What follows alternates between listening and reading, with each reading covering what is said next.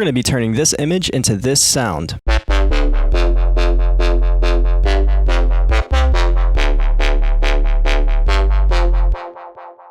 And if you haven't already, go ahead and check out the previous video. I'll just show a little clip here. That is our sound. And today we're going to be importing that same image, but creating a different bass sound. So I have my MIDI laid out here. And I got my Serum 2 here. I'm going to go ahead and drag and drop our image inside of Serum 2's Wavetable editor. Alright, perfect. I'm going to go ahead and just remove DC offset and then crossfade for the image. First thing we're going to go ahead and do is create this kind of shape inside of Serum 2. And then we're also going to come over here inside of LFO 2 and choose the basic and sine. We're going to set the mode to free. And then for LFO 1, just make sure it's on retrig. Alright, cool. So for our LFO 2, we're going to go ahead and drag and drop it on our wavetable position. I'm just going to make sure this is at 11.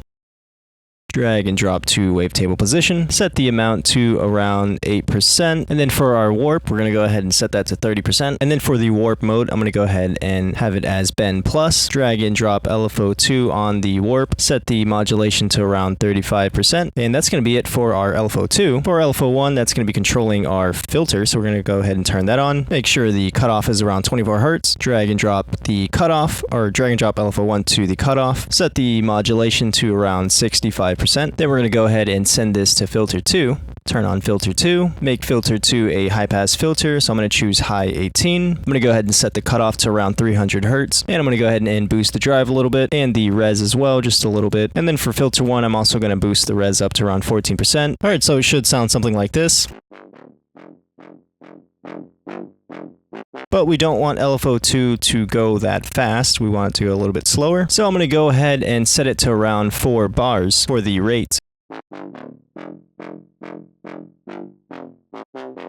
And then while we're at it, I'm also going to go ahead and turn up the octave of our first oscillator. I'm going to turn down the phase randomization to 0. I'm going to turn on oscillator B, make sure it's a sine wave, and also do the same thing, turn down the phase randomization to 0, so that way it starts at the same position every time. And I'm also going to turn the level of oscillator B, I think to halfway, so about 50%. And now we can move on to our effects. I'm going to go ahead and use splitter again, set the split to around 120 Hertz. And then for our lows, I'm going to go ahead and add distortion. I'm going to set the drive to around 68%. And then for the output here, I'm going to have it at around -6 decibels. Then for our highs, I'm going to add a chorus, set the mix to around 31%, and then for the low pass filter, I'm going to set that all the way up. Next for our highs, I'm going to go ahead and add a delay, use ping pong delay, and I'm going to connect both left and right. And for the filter, I'm going to bring this down a bit to around here, set the mix to around 46%, and then just boost the feedback up a little bit.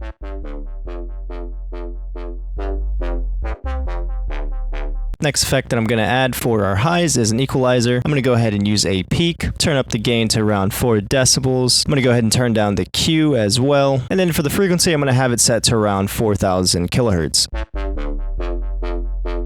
Now for our post effects, after our splitter effect, I'm going to go ahead and add a compressor, and I'm going to set it to multiband for OTT, set the mix all the way up, turn the threshold all the way down, and maybe turn down the release a little bit. And I'm going to go ahead and turn up the upwards compression.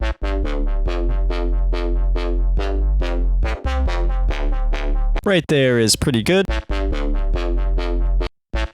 Now I'm going to go ahead and add another distortion, turn the drive to around 66%. And then just to clean up a little bit, I'm going to add a equalizer at the end of this, set the frequency to around 197 Hertz, use a peak, and I'm going to turn down the gain to around -12 decibels, and it should sound like this.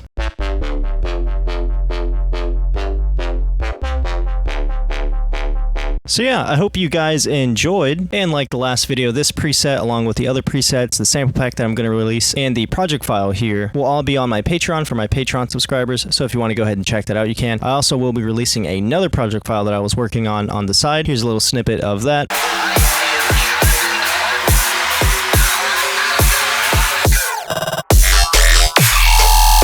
But yeah, I hope you guys enjoyed, and I will see you in the next one. Adios.